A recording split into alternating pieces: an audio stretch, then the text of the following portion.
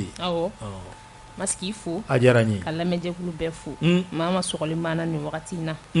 mama bi gan la gan tungaran kiw amu bela jeni ufo de jango marakaw ufo de ufo ka marakaw fo jen fantan nan bela jeli fe ka studio wono mo be fo aflada yana ni ngato wangari de Bonjour Mas, je crois que le premier de la classe est en train d'être exclu par le directeur qui est le peuple. Bonne émission, Lamine Traoré, Lafia Boubou. Allah, il y en a d'autres inspirés. Donc, inspiration de Kain. Donc, inspiration à tête idée. Allah, le bon élève. Quand ni Moussa, à Klobana, me fouli ni Tanyamo la Sama. Balado de Moussa Balado. Elle nous a sur à trop. Géré al no sur géré bon bala kondo voilà Moussa ye bala re al no sur géré chegi ni soma ni soma ba parce qu'il faut et ka foli di jaginama ka di kebema fa be studio kona ka bela jelen fo ka lambaga be fo e mali kono fo ka tase mali ko kanama e nyama be Umar Chefi Mariko ame foli dama baya bela jelen fo tabarkala ale de kemme ka bara in bela jelena koloshi kosobe ye juma e fana odo la roma dondo ame do ke ala kan ga boto kelo ya rabbi jana kumate broma kifu ka chef fo ka kebe fo ibe ka burgina jude igoni sigile ndo yanga burgina kibaru ya ibe ka jude megale Allah ibe ka kuma ibe ka yuri gagari fo wakati na ibe ka pangno abi no burgina kibaru be interesse dia burgina ba bien intéressé tukuni dɔ la parce que an sigi ɲɔgɔn jamana do donc an bɛ ɲɔgɔn kalama kɛrɛnkɛrɛnnen la an jɛlen bɛ dankun na o fɛnɛ kɔfɛ a bɛ fɔ min ma terrorisme i b'a ye k'a fɔ o ɲɛlen don an bɛɛ bara hali n'a y'a sɔrɔ bi bi in na fiɲɛbɔ dani bɛ ka sɔrɔ anw ye dɔɔni dɔɔni an k'a fɔ ten dɔɔni dɔɔni n'i y'o ko ta k'o lajɛ bi bi in na an bɛɛ bɛ jɛkulu kɔnɔ n'o ye CEDEAO ye olu kɛlen don ka Burkina ka coup d'état yɛrɛ bon élève n'a y'a sɔrɔ an b'a fɔ Ablaye ma ko monsieur je répète ale ye la chose donc ko gɛlɛya b'a kan nin waati in na Damiba télé kɔni jaw tigɛlen don donc min tɛ wa Burkina télé o ja tigɛra non ja tigɛlen don ko sɔrɔsiw cira mugu ci la jati kabini sɔgɔmada joona fɛ i n'a fɔ u b'a kɛ cogo min na u ka ko ninnu taabolo la su cɛ ka soli la voilà su araba cɛ ka soli ka dugu daminɛ a ma ɲinɛ su araba konjo wagati ninnu na labɛnw sabatila kunkan fɔlɔ kɔni minɛ i n'a fɔ kɛmɛ bɔra k'a fɔ wagati min na nɛgɛ kanɲɛ 4 wagati o mana o b'a fɔ ka mun de kɛ mun nana nin ye n'i y'a jateminɛw kɛ a ka ministre de la défense tun bɛ yen i b'a ye k'a fɔ a bɛ ɲini ka na dɔgɔkun 2 ɲɔgɔnna bɔ a y'o bɔ a jɔyɔrɔ la min tun bɛ kabini yɔrɔ ka waati donc a y'o bɔ yen o fana kɔfɛ an bɛ ka cɛ mun tɔgɔ min nin n'o ye Emmanuel lieutenant colonel Emmanuel Zungarana jana ale ma ɲinɛ ale cɛ ma ɲinɛ n'ale de tun bɛna k'u kɛ yɔrɔ tila fɔlɔ u ko ten k'ale de tun bɛna ale ma ɲinɛ donc kibaruyaw kɔni minnu bɛ yen a ka fɔlɔ ye suyera a ka filanan o ye suyemani ko ye maa caman yira k'a fɔ ko bɛ wala ɲa mun kan hali n'a y'a sɔrɔ a ma consommer a kɔni a bɛ n'a fɔ a bolo bɛ kisɛ k'a consommer kɔrɔ a consommer o kɔrɔ k'a banna kɛ a ban cogo di k'a brava ayi mais m'a faamu k'a don bɛrɛ la ni coup d'état ni coyi kɛra sisan n'a ye fanga bɛɛ sɔrɔ a bolo kɔnɔ wagati min na o kɔrɔ ko coup d'état consommer fanga fan dɔ kɔni ye télé i y'a ye a fan dɔ y'o ye dɛ a fan dɔ ye pankurujigi kɛnɛ ye comme u yɛrɛ b'a ɲɛw dɔn n'i y'o sɔrɔ bon ni waati ninnu i yɛrɛ i n'a fɔ i y'a fɔ cogoya min na nin sugu ninnu na kɛ sigi ko ka gɛlɛn kosɛbɛ a ka gɛlɛn nin bɛ kɛ san min tɛna kɛ Guinée Bissau voilà u b'a fɔ ma tractation de bɛ kɛ sen na i bɛ nin bila an bɛ nin ta an bɛ nin bila an bɛ nin ta donc yɔrɔ hakili b'a la Asimi ka Elhaji Ibrahima Buhari ala ka ɲa o kɛra kafo jaso de ye ayi n bɛ fɛ ka mun fɔ yɔrɔ a daminɛna kabini nɛgɛ kanɲɛ 6 depuis 7 heures wagati ninnu mais fo su kuntagala jannen Elhaji ye kibaruyaw di k'a fɔ k'a bɛ baaraw bila donc fɛn minnu don a bɛ taa dɔɔni de hali n'a y'a sɔrɔ bibina u ka radio me ko radio Omega i yɛrɛ bɛ radio in dɔn kosɛbɛ Omega kɔni radio Omega an t'a fɔ ten radio Omega donc olu ka kibaruya caman bɛ yen k'a jira k'a fɔ tiɲɛ yɛrɛ la nin waati in na a gɛlɛyalen don kosɛbɛ i y'a ye sa i n'a fɔ yɔrɔ ni ko ninnu kɔni kɛra maa dɔw de kɔni kunkolo bɛ bɔ fɔlɔ i kunkolo bɛ taa bɔ yɔrɔ yɔrɔ o b'a sɔrɔ i bɛ ka nɔbɔ ko la donc Zunkarana a tɔgɔ bɛ faamuya sisan nin waati in na fɛn min ye Daminba ye ale yɛrɛ ka porte-parole k'o t'a la ka sɔrɔ bilen a y'a ka téléphone fili o k'a ka téléphone t'a la ka sɔrɔ ayi a y'a fili de o Jagana n'i bɛ ka ɲini n bɛ min f'i ye n'i bɛ ɲini ni kɛ b'i ko yɛrɛ i bɛ jɛ téléphone kɔ an bɛ dɔw de k'u ye mun ka ɲi u ma i bɛ pisi bɔ a la ka kari ka fili ka batterie fili fan dɔ fɛ ka pisi fili fan dɔ fɛ voilà i b'i yɛrɛ ɲini hali téléphone yɛrɛ i kana utiliser i b'i yɛrɛ ɲini non i bɛ k'o mun fɔ nin yɛrɛkun sɔrɔ a ma nɔgɔ sɔrɔ la dɛ Musa ninnu bɛ se o baaraw la Musa jumɛn information bɛ baara dɔ kɛ Burama kabako don dɛ i bɛ téléphone faga pewu i ta yoyi k'a to voiture kɔnɔ voiture condamné k'a da sɔgɔ Burama o b'a dayɛlɛ aja u t'i ta yoyi o de la i bɛ jɛ a kɔ yɛrɛ de o de ye Ben Laden mɛ si la i bɛ jɛ a kɔ dɛ o de ye Ben Laden mɛ si la donc an kɔni y'a kibaruyaw mɛn a y'a dɔn ko wulikajɔ kɛra a nɔfɛ a ye téléphone haram o de la tubabukɛ mɛnna Amerikɛ mɛnna k'a ɲini a jɛra téléphone kɔ de a ma ɲi dɛ non kɔsa in na n ye Daminba ka bɔliw yɛrɛ jateminɛ n'i kan ka sa nka i b'a dɔn kuma fankelen bɛ kunu kɛrɛnkɛrɛnna G5 ko CEDEAO tɛ se k'a f'i ma sa ko bɔ nin lève sa n'i tɛ Faransi ka sira kan sa ayi o tɛ se ka kɛ wa a nanina de e ma ale de taara Nations Unies na a taara ka fɛnw kɛ yan jɔnni Daminba ale taara kuma yan a ye kuma na dɛ e ma ye de Nations Unies na Daminba yɛrɛ de kuma na un pushiste Daminba de kuma na n'an ta ninnu Mamadi y'a ka premier ministre bila ka taa Assimi ye premier ministre bila ka taa c'est comme ça u b'a kɛ tan de o c'est le bon élève voilà kan ka min fɔ o bɛ sɛbɛn k'a jira Faransi la Faransi de b'a lajɛ n'a ka ɲi nin ka ɲi i bɛ nin yɔrɔnin fara kan voilà tu changes ça voilà tu ajoutes ça an bɛ dɔw de k'u ye ala k'an bɔ jɔnya in na mun ka ɲi olu ni anw ma ala kan Cheikh kibaruya dɔ b'i bolo a ko kan Mas ni mɔgɔ min bɛ jateminɛ kɛ kosɛbɛ ni ko in yɛrɛ tɛ bali la kosɛbɛ Burkina ko bɛɛ b'an intéressé parce que géopolitique don n'i ye ko min ye anw fɛ yan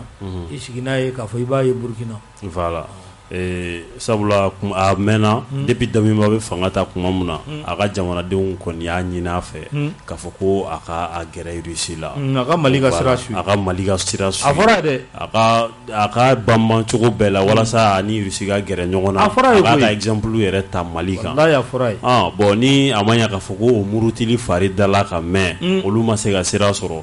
donc o kɔfɛ a kɔni a nana Mali kɔnɔ yan nɔ ka na Assimi voir yaasa maaw bɛ se k'a ye cogo min na ani Assimi don walasa ka mɔgɔw ɲɛ salon ka yɛlɛ donc a nakun kun y'o de donc mais nin kɔfɛ i b'a ye k'a fɔ jamanadenw kɔni murutira tiɲɛ yɛrɛ la mais a kɛra cogo cogo minnu bɛ mɔgɔw labɔ ka mouvement ni fɛnw kɛ u fana t'u kun fɛ i b'a sɔrɔ fɛn dɔ de bɛ f'u ye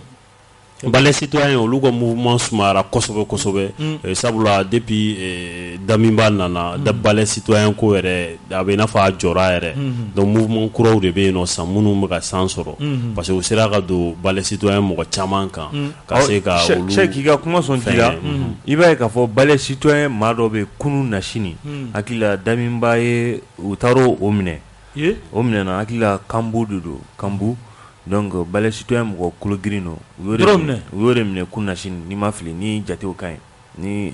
jatew ka ɲi kosɛbɛ kun na sini donc u y'a tɛgɛ k'ale la k'a sababuya kɛ k'a bɛ ka kuma dɔ ta ka ɲɛsin fɛn min ye Daminba ma a fɔ min ma ko des propos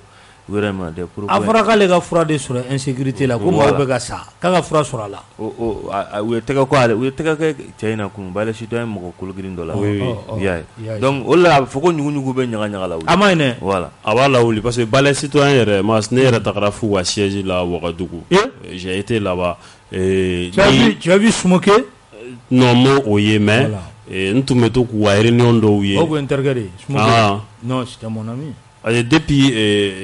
Daminba nana donc i b'a ye k'a fɔ Balai Citoyen u commencera ka don u leaderw kan u sera ka dɔw kun mayɛlɛma u sera ka dɔw fana bɔ u tagabolo kan donc wala mouvement kuraw créé da donc minnu ni yɛrɛwolo debout sur les remparts yɛrɛ ye ko caman kɛ ɲɔgɔn fɛ donc ka fɛnw labɛn donc o de la nin waleya mun filɛ nin senna nin ni mɔgɔ mun y'a ye dɔrɔn a tɛ bali la i b'a dɔn k'a fɔ ko dɔ kɔni bɛ yen nɔ parce que a mɛnna a bɛ wagati jan bɔ mouvement fɛn fɛn bɛ yen nɔ u bɛɛ kɛlen don k'u mada dɔɔni donc o dun tɛ kɛ ten i b'a sɔrɔ a kɛra cogo o cogo connivence b'u ni militaires cɛ pour que olu bɛ se ka occuper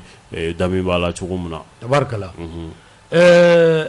Filamori Kamisogo ka bɔ Woloni nɛgɛlakaw fɛ yen ko Woloni k'a tulo banna ni dugu in tɔgɔ ka di ne ye awɔ dugu ka di dɛ Woloni an bɛ Bill fo bonjour mes chers amis je vous sens dans une forme rayonnante et une joie indéfectible en vous souhaitant une agréable journée. Ça c'est Bill. Bonjour Mas, le dernier de la classe est devenu le premier de la classe. Le maître vient un à un chez le dernier. Le maître. Tiens. Tu vas où nous calana, nous va m'vo. Oh. Que les maîtres viennent un à un chez le dernier. Dernier joint. Ah. Dernier n'a pas d'ami. C'est au côté. Allez premier. C'est le bon élève. Andita, nanye kibara mi joro yani aga kunche. Ni kibara demando antuna afo. Kosovo. Ah? Kibara demande te antampa kuna. Walmari. Makipa ko kuna ninga maya. Odo. Ah, ni kibara demango ndo ambafo. Meni ngumando amatui. Kote? Bonjour, moi, c'est la rectification de la trajectoire de la transition burkinabé. Et ils veulent assimiser.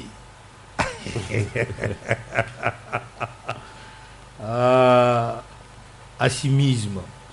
Allez avec la école là, c'est ça. Assimisme. C'est un système.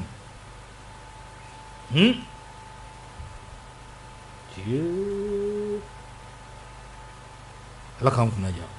ya rabbi nanye kibariyaw ni anye uta ibaye ka fo kunafoli di sɛbɛn caman kumara a ko kan an bɛ kɛrɛnkɛrɛnnenya la kunafoli di sɛbɛn fila k'olu ka kumaw ta ni ka u da ɲɔgɔn na u da ɲɔgɔnnin kɔfɛ aw bɛ sɔrɔ k'aw ka hakili jagabɔ ni ka o kɛ o kan kosɛbɛ kunafoli di sɛbɛn indépendant y'a yira k'a fɔ ko fɛn min ye délégation belebele o nana anw ka jamana kɔnɔla la kunu hali n'i tɛ misiw min yɔrɔ la i b'a dɔn k'a fɔ ko jifilen tɛ yen nakun wɛrɛ t'u la CEDEAO u ye sigi min kɛ New York Nations Unies olu ka sigi ko 77nan o hukumu kɔnɔla la fɛn min ye CEDEAO ye u fana y'u taani kɛ o kɛrɛfɛ taani min kɛra o kɛrɛfɛ fɛn donna babu la n'o o de ye k'a fɔ kɔnɔwari kɛlɛcɛ ka mercenaires 46 min bɛ anw bolo bila cogo bɛ se ka ɲini u la cogoya min na don kofɔlen kama CEDEAO u ka sigi kɔnɔ u y'a yira k'a fɔ ko Mali k'u bila k'a fɔ ko kuma yɛrɛ tɛ a la ko kuma t'a a ko yɛrɛ kɔnɔla la ko Mali ka u bila n'a ma ɲɛ k'a fɔ o fɔra o don k'u bɛna délégation kɛrɛnkɛrɛnnen ko o lawuli ka na anw ka jamana kɔnɔ u tun ye tarata fɔ o la nka tarata ta ma bɔ an y'a ye k'a fɔ an ka jamana ɲɛmaaw k'u ma ko alamisa k'a fɔ ko ci wɛrɛ bɛ anw na tarata a y'a to alamisa la walima ni juma ka d'aw ye u ye u ta kɛ alamisa ye kunu u nana i b'a ye k'a fɔ maa minnu kun fɔlen don k'a fɔ ko olu bɛ na Macky ka bɔ Sénégalikaw fɛ ka taa se Fort Yasimbe ma ka bɔ Togokaw fɛ Gana jamana faama Nana Akufo-Addo ale fana tɔgɔ fɔra nka ni président na Macky Sall ale mana ale teri i jigi sɛmɛ jɔni na o de ye Adama Barrow Gambie jamana faama sira dira ale ma ale nana i b'a ye k'a fɔ Fort Yasimbe ale mana ale ye a ka ministre min bɛ yen n'o ye Duse o y'a ka ministre ye min ka ca ɲɛsinnen don fɛn min ye Togo ani jamana wɛrɛ cɛ o ko ɲɛ o ɲɛnabɔliw ma ale y'an dɔnbaga kɔrɔ ye Gana jamana faama ale ye sira minɛ u nana kuma ɲɔgɔnya u nalen kɔ waati min na u y'u tilen ni ka taa Kuluba ka kɛ ni indépendant ale ka fɔ ye u taalen Kuluba a bɛ fɔ min ma ko tête à tête u ni an ka jamana faama y'o kɛ ka sigi ka kuma maa si t'o kɛnɛ kan président ka maa tɛ yen olu fana ka maa tɛ yen an ka sigi an ka kuma fɔ an président dama ani ɲɔgɔn cɛ kuma o fɔra o kɛlen u nana bɔ o so kɔnɔ ka n'u sigi tabali la président kɛrɛfɛmaw olu ka gɛrɛ a la ninnu fana ni jama min nana i b'a fɔ Goodluck Jonathan a n'a tɔw olu fana sigira o kɛrɛfɛ u bɛɛ lajɛlen jɛra ni ka kuma o kuma bannen tuguni u tilala ka don tuguni ka kuma wɛrɛ ka a daminɛ tuguni Cheikh Sidibe ka tila ka bɔ o la sa ka sɔrɔ ka u bɔ k'u kɔ don kunnafonidilaw bolila ka gɛrɛ ko aw bɛnna min kan mun de bɛ fɔ o kuma tɛ tɛtɛw Gana jamana fama k'e tɛ kuma no I no speak k'i b'a fɔ cogo ka ɲi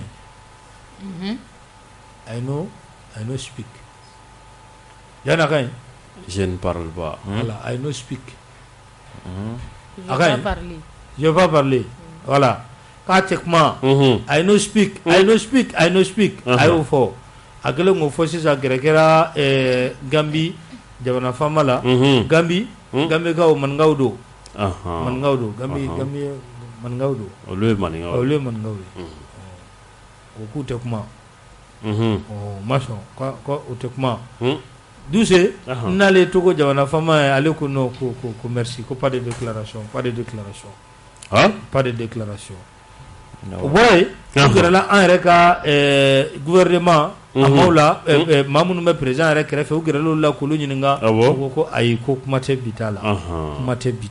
nin ye indépendant ka kuma ye nin ye Soir de Bamako ta Soir de Bamako ale bɛ indépendant k'a ka kunnafoni ka a dafa sabula Soir de Bamako ko min kɔni kɛra ko bɛɛ lajɛlen y'i ban ka kuma ko nka ko min bɛ se ka fɔ ko jamana faama ye fɛn min f'u ye ko o de gɛlɛyara dɔɔnin o tɛ dɔwɛrɛ ye ko jamana ɲɛmaa ka a na kɛ k'a fɔ nin délégation ye ko aw kɔni nana a diyara an ye kosɛbɛ anw kun ye fɛn dɔ da tabali kan a mɛnna ko anw kun ye a yira aw la k'a fɔ sigi min bɛ ka taa kɛ CEDEAO la anw ka sigi tɛ anw ka ko tɛ a taa anw ɲɛsira la wa an bɛ min fana ɲini aw fɛ yanni aw kana k'a fɔ ko an ka ninnu bila an ka maa minnu bɛ yen fɛ o bilali ko a bɛ cogo di ko kuma de fɔra Soir de Bamako ko o kuma ko o de fɔra n'a ma ɲa k'a fɔ ko o kuma fɔra ko ninnu kɔni ko ko o fana ye kuma wɛrɛ ye o fana ye kuma wɛrɛ ye k'a da tulu la k'a da jaba la bɛɛ yɛrɛ ma se ka kɛ kuma in na hali dɔɔnin o de kama sa i b'a ye k'a fɔ hali taa ja la i b'a ye Cheikh taa ja lajɛ hali u tatɔ ɲɛna président a bɛ ka tɔgɔma tapis rouge a froissé don voilà il était fort il était froissé a kɔni bɛ ka taa a bɛ ka don avion kɔnɔ a bɛ taama kɔni n'an ka tapis rouge kan mais tubabu ko ten il n'était pas à l'aise il était froissé n'a ma ɲɛ k'a fɔ a ko kɛra ten ɲininkali de kɛra maa fila ko munna ko olu mana maa fɔlɔ o ye Macky Sall ye ko Macky Sall k'a bɛ ka siran Sénégalais ɲɛ ko a kana fɔ ko CEDEAO ko CEDEAO ni Faransi ka CEDEAO jɔn walima Faransi jɔn k'a bɛ ka siran o kana fɔ a ma sabula a ye nali min kɛ yan ka tɛmɛ o taali min kɛra kɔfɛ ko fɛn min ye a ka opposition ani Sénégal maa caman kɔni k'olu ye je ci a kɔ la k'a sababu kɛ ko a farala CEDEAO kan ni ka i kɛ Mali kan k'a ma bɛn maa caman ma Ousmane Sonko yɛrɛ ale bɔra ka kuma caman fɔ okumu kɔnɔ k'a ka nabaliya k'a kɔni i den a cɛ tɔgɔ baro kɔfɛ ale de y'a fɔ baro ye ko baro kana ale nɔ la tɔgɔ jamana fama ko o na kɛ n'o dimi bɛɛ k'a sababu kɛ ale tun bɛ kumaɲɔgɔnya la wa kumaɲɔgɔnya yɛrɛ tun bɛ ka sira sɔrɔ a bolo suko ni dugusɛya cɛ dɔrɔn ka sira ka n'a fɔ ten ko k'a ko bila CEDEAO ka bolo kan ko ale kɔni sera k'a ka nabaliya ta k'a da ko ci dɔ b'ale bolo Japon ale taara Japon ni ka a ka affaire étrangère k'o bila ka na k'a bɛ bila o minɛn de kɔnɔ ale taara Japon k'i bɛ kuma filɛ nin ye mas n'i y'a ta k'a lajɛ ne ka ye cogo bɛ taga u ka kuma laban fan fɛ dɔɔnin fort fanfɛla la ko a na kɛ ale dimina parce que ale de tun bɛ ka médiation jouer ani Côte d'Ivoire jamana cɛ n'i y'a ta k'a lajɛ ne yɛrɛ bolo Alassane n t'a dɔn ale kɔsani na délégation dɔ wuli ka taa buye ka yɔrɔ la an damina dɔ la o serifukɛ voilà ne bolo ɲani a kun ka taga di CEDEAO ma parce que Manden yan sigikafɔ bɛ ko bɛɛ ban n'a ma ɲɛ ka fɔ a ye médiation di fort ma wa a y'a ka mɔgɔw lawuli a kun ka to o sira kan i ka nin yɔrɔnin ɲɛna dɛ parce que Manden masa ale ka mara tun bɛ boli kɔnɔwari bɛɛ kan a ka mara bɛ taa jɔ fo kɔgɔji la fo kɔgɔji la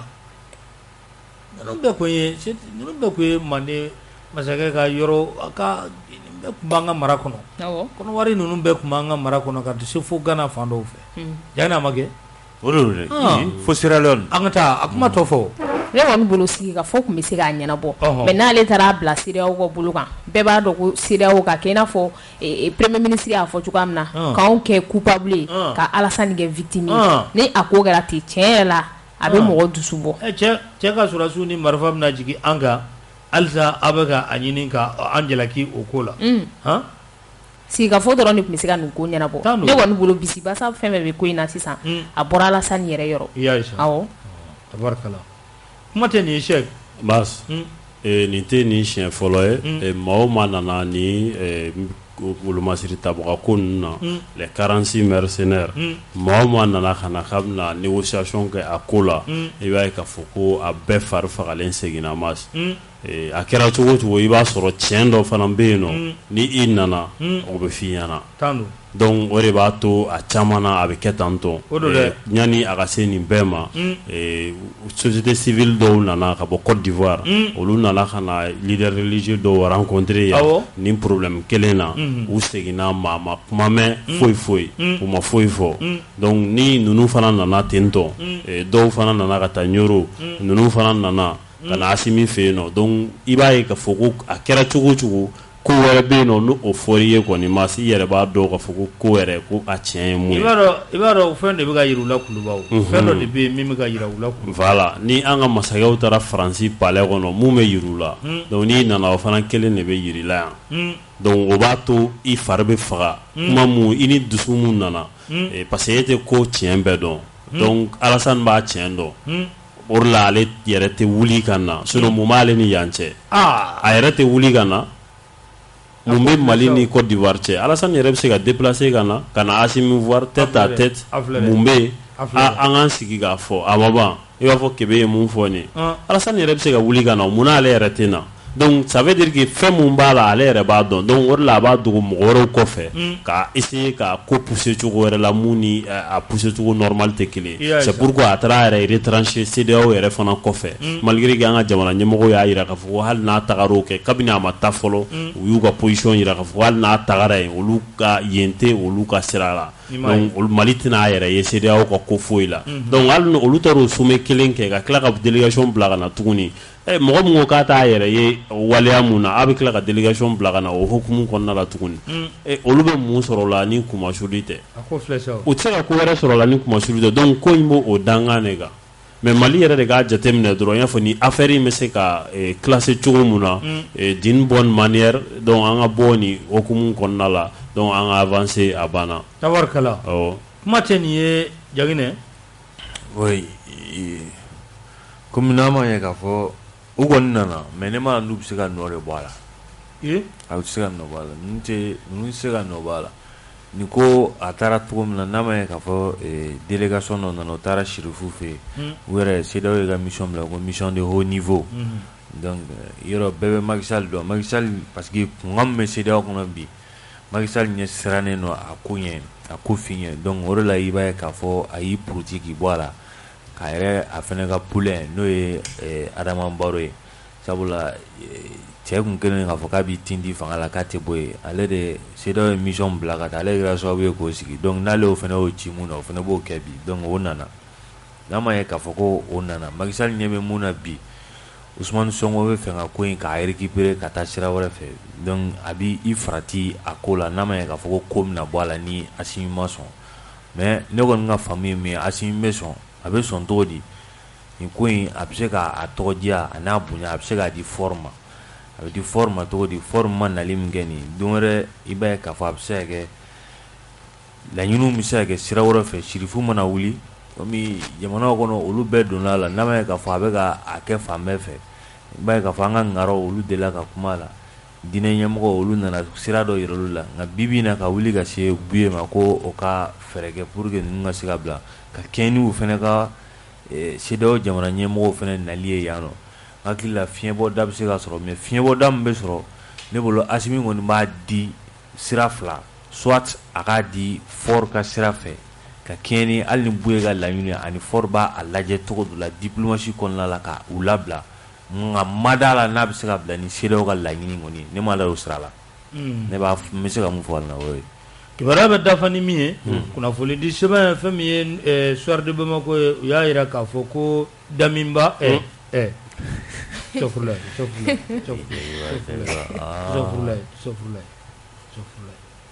Fort Ɲasinbe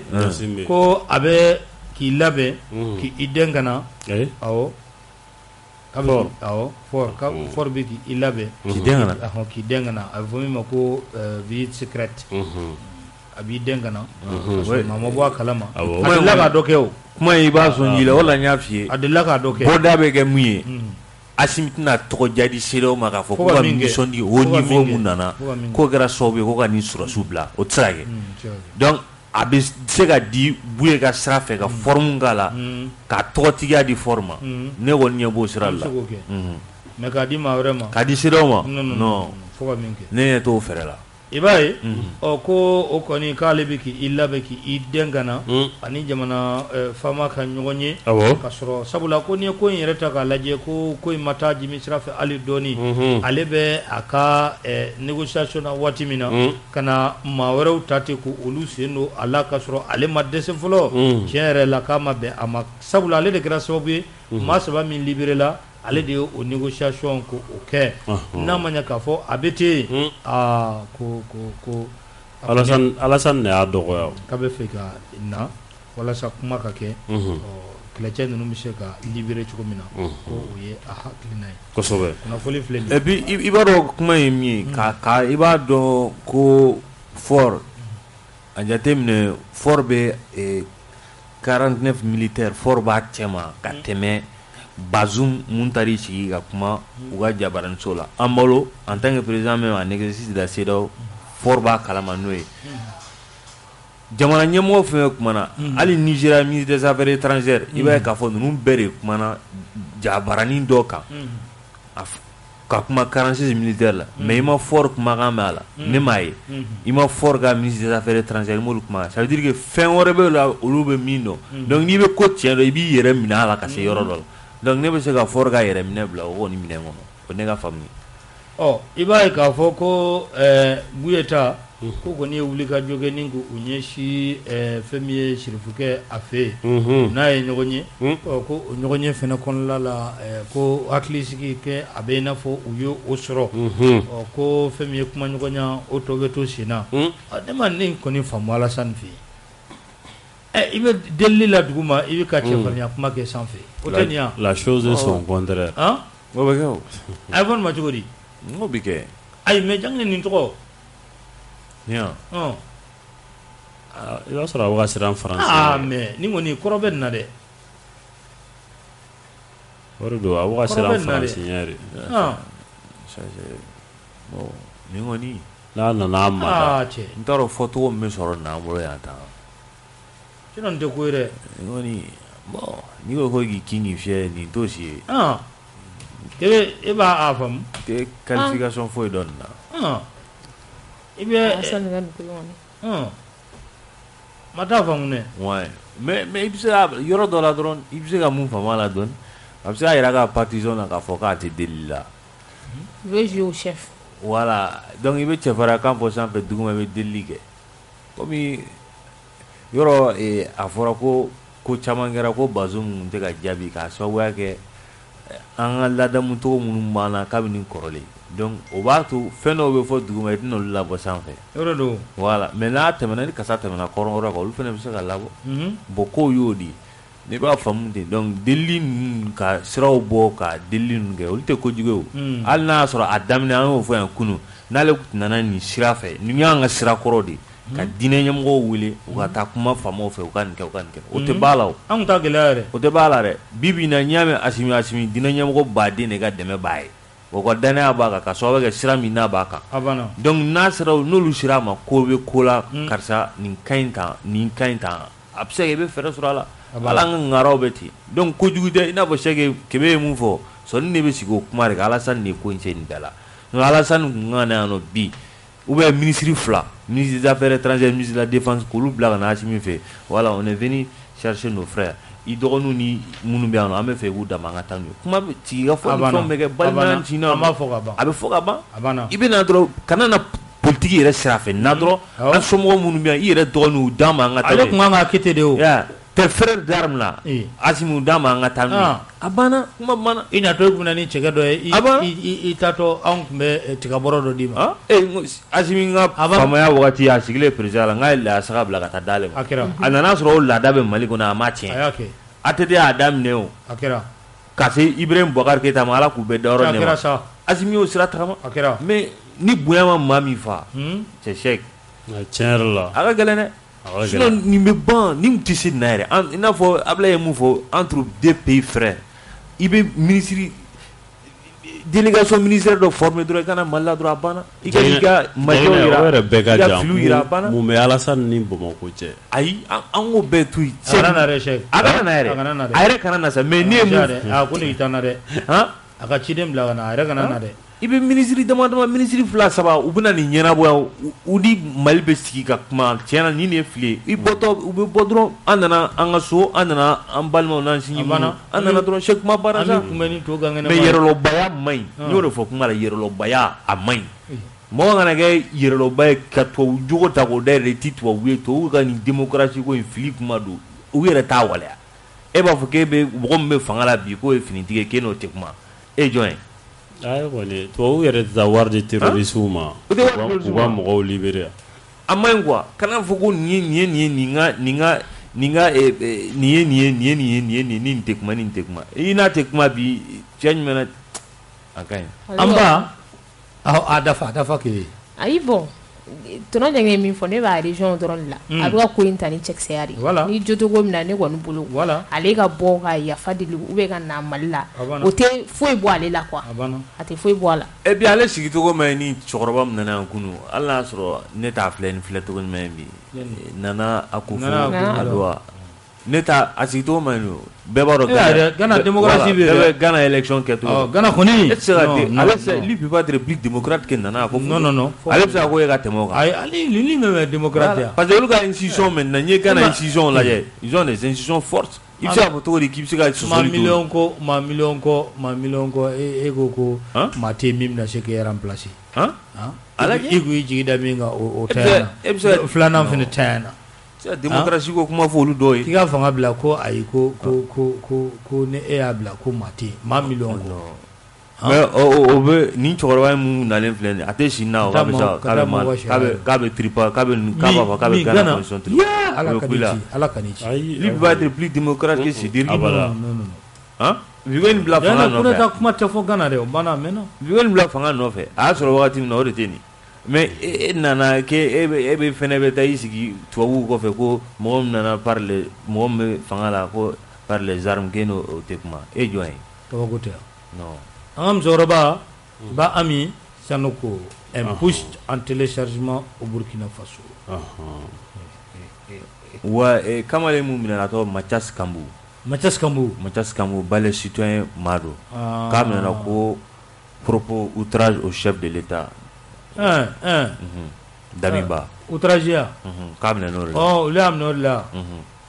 a minɛ n'o de la ka outrage bɛ tile ka k'an fɛ yan Jalaki taara ka ɲɛsin a ma septembre kalo tile 8 na an bɛ dugawu de kɛ Ala k'u ɲɛ ka d'a ma an ka taa n'an taara i b'a ye k'a fɔ fɛn min ye compteur dilan usine a cogo bɛ anw fɛ yan kunun a birikiden fɔlɔ o dara Kanbilakaw fɛ Kati nin bɛna kɛ sababu ye sa fɛn min ye baara ka a di maaw ma a bɛ kɛ sababu ye fɛnɛ olu de an ka taa compteur ta kɔfɛ an b'a a ta yan nɔ k'an ka kuranko ka a jalatigɛ n'a ye hali n'o y'a sɔrɔ Mali kuranko Kende? Abe ni ana ke Conakry. Conakry ke. Conakry? Aw ka opéré sini a bɛ d'aw ma tile fɛ sinikɛnɛ a bɛ di ninnu ma su fɛ. Yɛrɛ ko in ka gɛlɛ dɛ. Conakry ta emploi di ta no. Mali kuranko. A ka gɛlɛ. Non kunu ɲɛfɔli yɛrɛ kɛra an ye. I b'a dɔn groupe minnu bɛ yen ni anw bɛ o sanfɛ. A caman ye location ye. Juru bɛ yen, juru dɛsɛlen don ka sara. Mais o nana fɛn jumɛn kɔfɛ kɔnɔwari problème. Kɔnɔwarikaw olu ko a tiɲɛnen don olu fɛ yen. Ko u bɛna a dilan u dɛsɛlen don k'a dilan. An ka tɔ minnu bɛ yan EDM bɛ groupe minnu dun ye dɛ ka courant ta u kan k'a di yanni juru fana camanba de b'o la. A camanba. Maaw de bɛ courant produit EDM b'a san u bolo. A caman o de. Bon ni aw dɛsɛlen don k'olu ka juru fana sara. Kabako don. Olu dun ka juru tɛ to maa la. Ko y'a tiɲɛ caman fɔra an ye kunun dɛ. Ne yɛrɛ fari fagara. N'o tiɲɛ caman fɔra. O la ne yɛrɛ fari fagara la. I y'a kuma fɔ sisan ma girin ka kuma la. N fari fagara la. Tiɲɛ yɛrɛ la u k'a lajɛ. Parce que kunun n ye i kɔrɔkɛ fana kibaruya dɔ di. Kɔrɔ Kasim. Voilà. A yira i n'a fɔ i ye mun fɔ sisan nɔ Kɔriwarikaw fɛ yen u y'a yira k'a fɔ ko gɛlɛya bɛ yen. Bon sisan yɛrɛ nɛgɛjuru min yɛrɛ bɛ hali u ka maaw ni Mali EDM cɛ donc u t'o yɛrɛ ta la bilen. Bon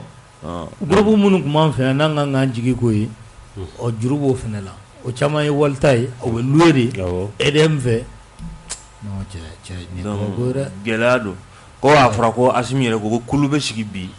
kulu min n'o bɛna hakili jagabɔ kɛ joona ka jate teliman bɔ ka jamanadenw bɔ nin gɛlɛya min bɛ maa dabaliba ko in na i b'a dɔn min bɛ maa dabaliba Jaginɛ fɛn kibaruya min bɛ yen ni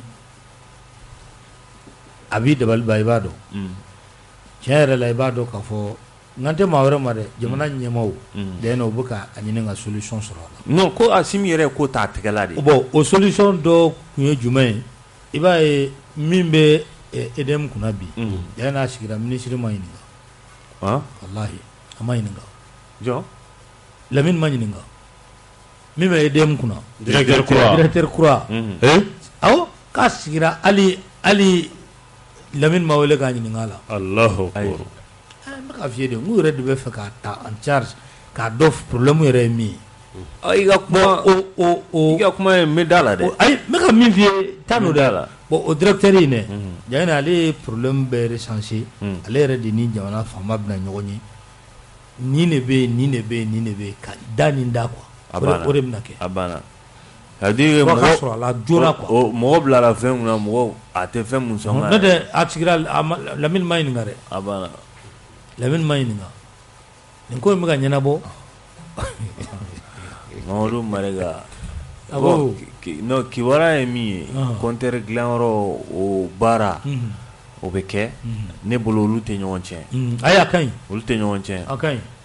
Karamɔgɔ ka kuma don n'i ye so wɛrɛ kɛ mɔni na n'i ye cɛncɛn k'a la o tɛ timiya ye o t'o bali. Donc a b'a mini ne gɛlɛya. A b'a mini ne gɛlɛya. Donc compteur bɛ dilan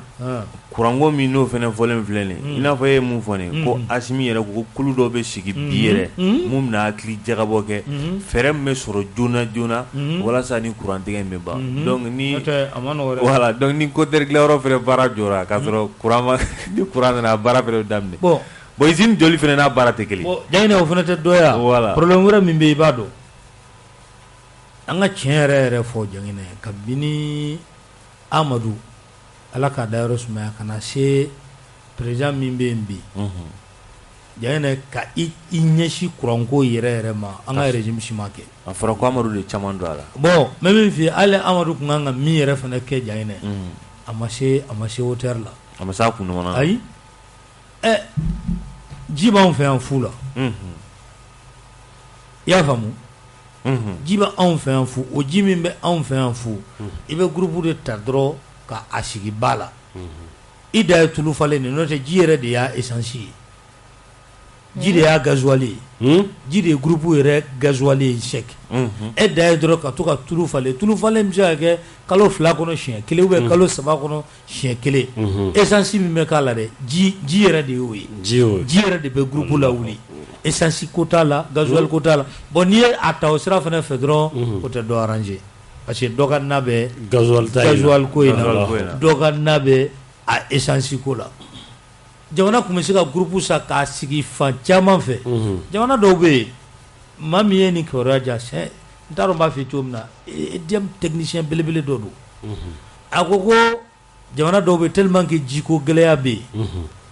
c'est à dire ji min bɛ kɛ ka dinamo munumunu tellement que a ji ka dɔgɔ nka u ye fɛɛrɛ jumɛn sigi sen kan o ji min bɛ ka dinamo munumunu ni ji ye munumununi kɛ ni a nana se heure dɔ la ji bɛ commencer ka ja bon ni ji commencera ka ja panneau fana sigilen don panneau bɛ relais ta yen o b'o récupérer ni o y'o récupérer sufɛ u ye oxygène min récupérer o bɛ tila k'o san na o bɛ jigin ka a ji dafa n t'a dɔn n'i y'a faamu voilà donc a bɛ munumunu ten bon anw dun fɛ yen o si t'a la ji bɛ yan ji min n'a bɛ bɔli kɛ a dan ye dɔrɔn ka a groupe ɲini ka na k'a sigi jamana fan caman a banna dɛsɛ bɛ k'o kɛ mais e bɛ ka mun n'a ye manatali baraji la bara courant bɛ sɔrɔ manatali a bɛ hali Bamakɔ ba yɛrɛ kɛ hali Sotiba yan ji bɛ b'anw fɛ yan baraji bɛ Sotiba yan ji bɛ b'anw fɛ yan a jɔlen don ka groupe sa dɔrɔn mais u bɛ ka kɛ groupe o de ye gasoilement essentiellement ka taa citerne ɲɛ kelen bon dɔ de ka na b'o la n'an b'o la dɛ n'an b'o la an bɛ to nakan an bɛ bɔ nɔgɔ la cogo di courant ko la o groupe wulilen don su fara tile kan o dépense bɛ ban a bɛ ban tɛ ban kɔni responsabilité ka si tɛ dɔrɔn non a banna sinon tiɲɛ yɛrɛ la ne o la kunun ne ko i ma ko ne tɛ foyi fɔ Lamini ma bilen ne y'a f'i ye yan kunun walayi ayi dɔ fɔli y'a ma e bɔra bon ne kɔni bolo ka directeur ta ka dɔ bila ko Lamini ma ɲininka Burama o y'a ye k'a fɔ Lamini dɛsɛlen de don bon yɔrɔ dɔ fana lajɛ dɛsɛ de y'o ye yɔrɔ dɔ fana lajɛ an bɛ nin bɛɛ la an bɛ nin kɛlɛ in bɛɛ la nin front bɛɛ dayɛlɛlen don ani kɔnɔwari ni jamana dɔw cɛ bon fɛɛrɛ de tun kan ka kɛ an kana siri ninnu na cogo si de la kuranko la kosɛbɛ hali n'u y'u ta tigɛ an ta ɲɛnabɔlen tun kan ka kɛ o don walayi bon depuis mankan bɛ senna waati min na dɛ a tun kan ka ɲini de groupe minnu bɛ yan n'an kɛlen don k'olu louer groupe minnu louelen don k'olu ka juruw sara mais kɔnɔwari ka ta tigɛ an n'olu bɛ mankan na o bɛ faamu mais minnu bɛ yan ni mɔgɔw bɛ se ka ta o kan k'a fɔ ko juru b'o fana la ko caman tigɛlen don kunu cɛ ko ma k'u bɛ ka 12 de tigɛ kunu dɔrɔn k'an ka sigi ni kurantigɛ ye sɔrɔ dɛ walayi a ma tila kuma la o y'an ka quartier k'u ka 12 tigɛ groupe 12 o de bɛ ka jɔ wa sɔrɔ k'o de bɛ ka jɔ mɔgɔ tɛ bi ta yɛrɛ dɔn o 12 min jɔra a ko a kelen bɛ min ta k'a bɛ quartier 4 5 bɔ quartier 4 5 bon o 12 imagine tiɲɛ yɛrɛ la hali surɔ courant mɛnlen tigɛla an ka courant bɛ rotation ye surɔ de u y'a kɛ rotation de a bɔra yɔrɔ dɔ la dɔrɔn a nana yɔrɔ dɔ la u bɛ dɔ ta tigɛ k'a di dɔ ma n'a fɔra ko fɛn yɛrɛ ma se fɔlɔ funteni yɛrɛ ma daminɛ fɔlɔ a ma se nɛnɛ yɛrɛ ma fɔlɔ kuma tɛ funteni dɛsɛ bɛ ka solution sɔrɔ nin na cɛ a ka lajɛ walayi n'i bɛ min d'a kan o d'a kan mas tiɲɛ yɛrɛ la courant man ka kɛ fɛn ko ye gasoil ko ni essence ko ye ka groupe sigi fanw fɛ ka contrat signé ni particuliers ye fanw fɛ sabula particulier tɛ foyi ɲini a ka intérêt kɔ jamana la ni courant bɛ di jamana ma a kan ka kɛ fɛn de mun qui est durable mais i tɛ se ka kɛ fɛn dɔ ye qui est éphémère groupe a bɛ se ka san joli kɛ marché la i b'a sɔrɔ mɔgɔ kelen bɛ se ka taa groupe damadɔ san ka n'a sigi a bɛ courant feere énergie ma donc i b'a sɔrɔ problème dɔ bɛ don hali n'o tigi cɛ a t'a ka groupe minɛ yan a banna donc maintenant yan'a ka so o ma ji b'an fɛ yan nɔ u ka ji utiliser dɔrɔn directeur ou tɛmɛra minnu kun ye waleyaw sigi sen kan ka jateminɛ ka dɔn ka fɔ ko Mali problème ye mun ye courant ko la voilà donc n'a ba ɲa ka fɔ ko o wagatiw la o kun tɛ dɔw arranger mais an bɛ don min na i ko bi mas ni kɔni nin y'a wagati ɲuman yɛrɛ fana de parce que nin wagati in na a kɛra cogo cogo a tɛ mɔgɔ arranger o y'o tigi kungo de donc jamana bɛ marché ka ɲa cogo min na o sira de kan ka ta sabula maa si mana ni Asimi ye donc a nana a n'a ka minnu filɛ nin fanga la bi maa si ma a prévoir k'a fɔ k'u bɛna fanga la donc u man k'u ɲɛ jɔ mɔgɔ si ɲɛ la k'a fɔ ko wa nin bɛ ka kɛ tan tɔ nin ye jamana ka nafa ye mais a tɛ nin arranger donc an ka jamana ka nafa bila u man k'u ɲɛ jɔ olu yɔrɔw la mas parce que fanga tɛmɛlenw na olu de kɛra i b'a sɔrɔ mɔgɔ kelen dɔrɔn ka nafa kama u bɛ jama ka nafa to yen nɔ bon alors que fɛn minnu don courant ninnu ye fɛn minnu ye u man ka kɛ luxe ye bilen fɛn minnu don ça doit être des choses durables baarakɛminɛnw de don donc bɛɛ lajɛlen mago b'u la wa ni courant tɛ yɔrɔ o yɔrɔ la i b'a ye gɛlɛya bɛ na dugu kɔnɔna la sabula yelen courant tigɛra surɔ ka mɛn ka heure 2 heure 3 kɛ tiɲɛnikɛla b'a profiter voilà tiɲɛnikɛla b'a profiter o fɛ ka tiɲɛni kɛ mɔgɔw kun donc a kɔlɔlɔ ka bon a tɛ fɔ ka ban donc u kana mɔgɔ kelen ou bien mɔgɔ fila ou bien société kelen ka tɔnɔ jateminɛ dɔrɔn k'a fɔ k'u bɛ jamana yɛrɛ datugu o problème kelen kama donc u ka solutionner u k'a kɛ barajiw hydroélectrique u k'u lawuli u ka baara kɛ a banna sabula Sotiba baraji i b'a ye nin wagati in na hali sisan u bɛ baara la u bɛ ka dɔ fara a dingɛ n'a fɛnw kan mais ne bolo olu bɛɛ kan ka lateliya yaasa ka kɛ ji yɛrɛ ka courant di malien ma a banna ka a bɔ groupe ko la carburant ko ka gɛlɛn kunnafoni di sɛbɛn aujourd'hui ko 60 milliards groupe tigiw ko o de juru bɛ fɛn yɛrɛ la EDM yɛrɛ la bon ni juru ko ninnu na i b'i yɛrɛ ɲininka ni juru nin bɛɛ bɛ taa yɛrɛ sɔrɔ EDM na cogo di sabula minnu mɔgɔw t'u ka wari sara wari bɛ sara dɛ mɔgɔw b'u ka wari sara o donc maintenant a tɛ gérer ka ɲa de wa donc a ɲininkali ka ca donc pour que ka a ɲininkali ninnu bɛɛ bɔ yen mas u k'a kɛ dɔrɔn taji tɛ kɛ fɛn minnu na dɛ courant ka solution yɛrɛ de ye solution ye a yɛrɛ ka ta a mɛn quoi a banna président yɛrɛ k'i occuper a la u ye courant tigɛ kɔrɔkɛ la i kɔrɔ u ye courant tigɛ la sisan sisan sura wa sisan a bɛ dibi la bureau la ye o ma ɲi dɛ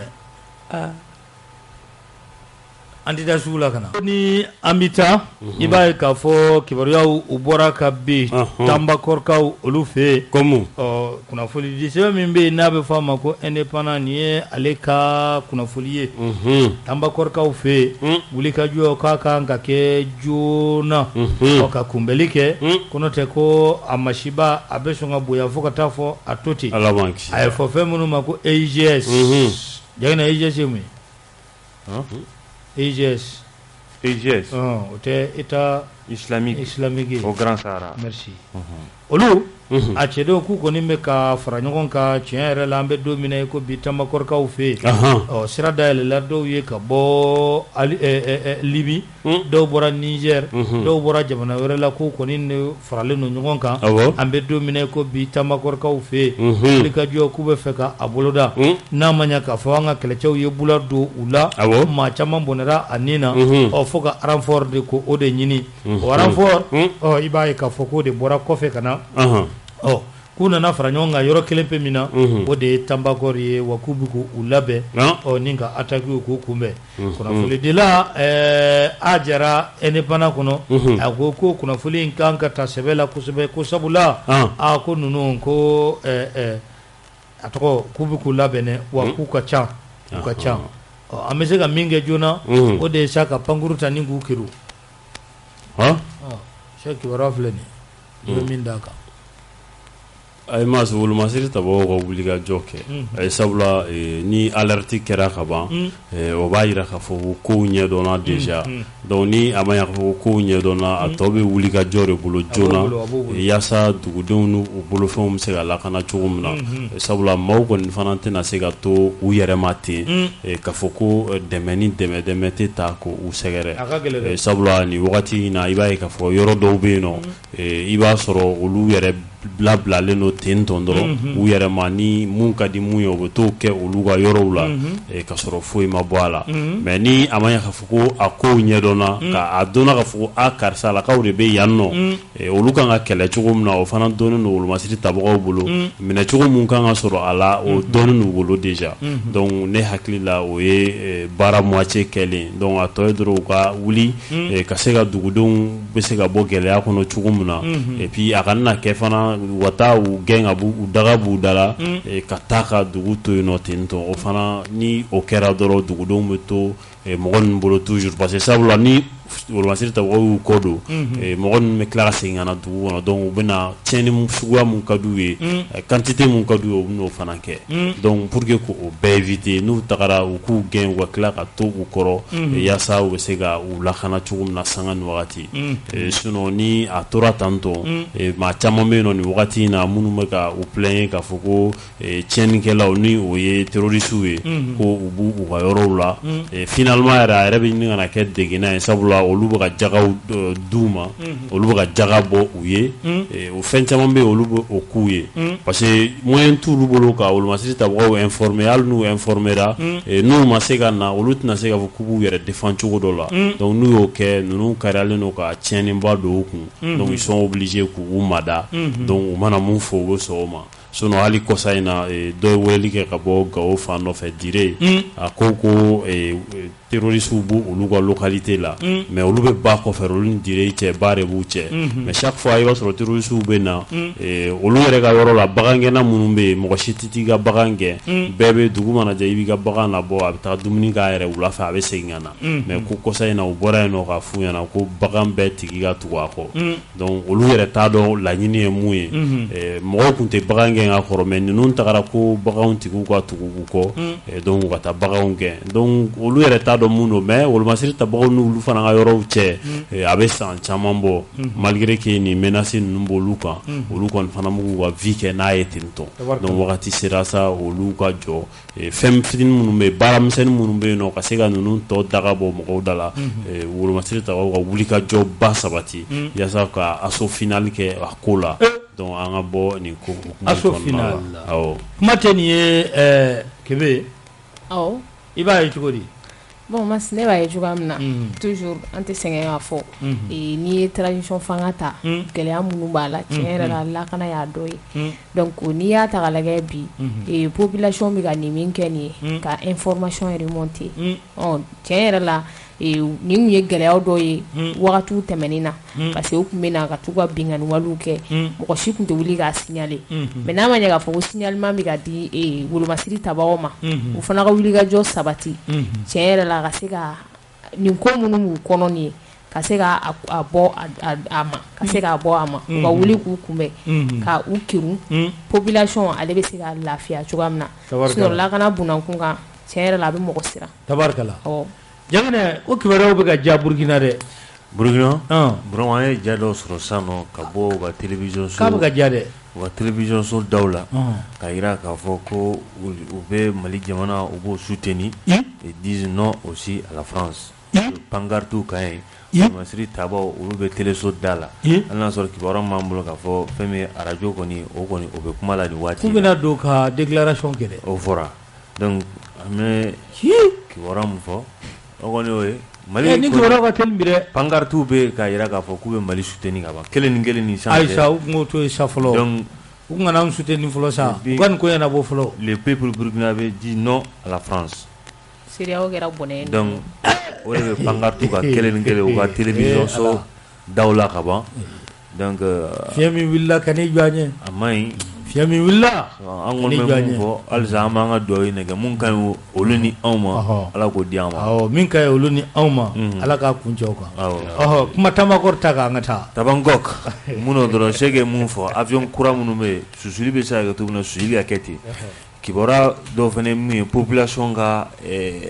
don armée fɛ u ka don armée fɛ cogo di kibaruya a ka di sabula an bɛ to k'o de fɔ an ka kumaw la terroriste i b'a ye k'a fɔ a tɛ bɔ sanfɛ ka cu a bɛ bɔ du dɔ de kɔnɔ walima a bɛ bɔ yɔrɔ dɔ de la ka na i kɛra jatigi ye n'i t'a dɔn bi bi in na an tɛ sɛgɛn o kuma fɔli la wolomasiri tabagaw ladɔnniya k'a fɔ dunan b'i bolo yan dunan min ni i dalen tɛ a waɲaw n'a ye a kɛcogo la donc no be to amina ni wulika joni feren dabali mun kan atike ere be sigida mun na fara ko sigida sabula bamanji e boloka adna wakati abena ni sonjal mi tagale nya fa bo tigela sabula abe fanga soro e kan donc na du fanga soro e kan abna nani aga tabulu na ka kewolo ni dugu kolna la donc yana ka soro ma mawdi be fara armée kan ga kibora jelen duma bamanji kelem ni kan ga boloda u kama wolbe boloda no bibina a bound ti yoron gele a sika boron gele don ni do donc ame dore ke ala ka seba da nga finti ko marsa ya rabbi ce ante bidare blanga anga ne yurdi mama ce anga tare ne yurdi allo salam alaikum wa alaikum salam ito ko ni jamu ne to shaka sangare mas check de do ne be do de ke jamana yi ala ka jamana in kolo suma ya rabbi amunu ma kuna fori ami do ko ay suni kle ala ka ben do ni nyonje ala kana paraparal do ni ya rabbi ala kana sabranti do ni nyonje amin burkina president ba tuna malla ndo me aka daga willa ko parce que franga mo godo saraka ya bla allahu akbar wa muhammad mali ni ismaili be mama ko iti mal donga pepe a bere be tata suma na kelingili siga tola mi min fa ala ka claire ya rabbi ami fo allo an sɔgɔma ba i tɔgɔ ni jamu an tulo b'i la a diyara n ye n bɛ Jalo fo a tulo b'i la n bɛ Jarakɛ fo fana kosɛbɛ n bɛ lamɛnbaga bɛɛ lajɛlen fo vraiment a ka kunnafoniw an ye nafaba sɔrɔ a la awɔ bon a bɛ mɔgɔw kunnafoni toujours n y'o de fɔ hali kunun donna n y'o de fɔ ka kunnafoni min yɛrɛ bɛ ta bi sɔgɔmada in na Cheikh i b'a dɔn kɔni nin kɔni nin bɛ mɔgɔ nisɔndiya dɛ kosɛbɛ Burkina bɛ ka Mali région in de o bon ko bandi fɛgɛ mun b'u bolo manifestant bolo ko ka Mali a y'a fɔ cogo min na u tun kan k'i muɲa fɔlɔ ko in ka ban u ka sɔrɔ ka u ka sira yira mais awɔ cɛ filɛ nin ye n'i b'a fɛ ka don ko la i ka don a la n'u ye coup d'état kɛ nin cogoya la k'a ka réussite ta France i b'a dɔn to a taga yɔrɔ ye min ye bon kunun Français bɔra fana Macron kama awɔ donc i b'a dɔn kɔni an bɛ yɔrɔ min na tan nɔ an ye yɔrɔ min fɔ an ka duwawu bɛ ka minɛ ala ka duwawu ninnu minɛ ya rabbi o do dɛ ala ka duwawu minɛ ani silamɛw bɛɛ lajɛlen kosɛbɛ amin